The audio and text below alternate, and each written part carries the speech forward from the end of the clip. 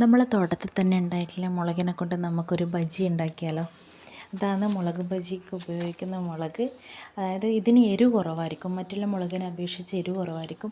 ഇത് ഞാൻ ആദ്യമായിട്ട് കൃഷി ചെയ്ത് ഉണ്ടാക്കിയതാണ്. ഒരു 3-4 ഗ്രോ ബാഗിൽ ഉണ്ടാക്കിയിട്ടുണ്ട്. പക്ഷെ നന്നായിട്ട് വിളവ് കിട്ടുന്നുണ്ട്. അതിൻ്റെ തൈയോട് ആ ഒരു വാടിയത് എന്താണെന്ന് വെച്ചാൽ രാവിലെ വെള്ളമൊഴിച്ചതേ ഇല്ലു, വൈകിട്ട് തമ്മിലത്തേനും നല്ല വെയിൽ വന്ന് വാടിപ്പോയതാണ്. അപ്പം നമുക്ക് മുളക് ബജി ഉണ്ടാക്കാം.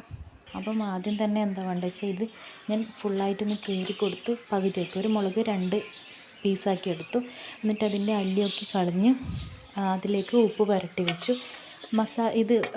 ഇതിൻ്റെ കൂട്ടെങ്ങനെ ഉണ്ടാക്കിയെന്ന് വെച്ചാൽ ഇതിൻ്റെ മൈദപ്പൊടി, ചിക്കൻ മസാല, ഉപ്പ്, മഞ്ഞൾപ്പൊടി, ലേശം മുളക് പൊടി കൂടി ചേർത്ത് ഈ കട്ടിക്ക്, ഈ കൺസിസ്റ്റൻസി തന്നെ ഉണ്ടാക്കണം.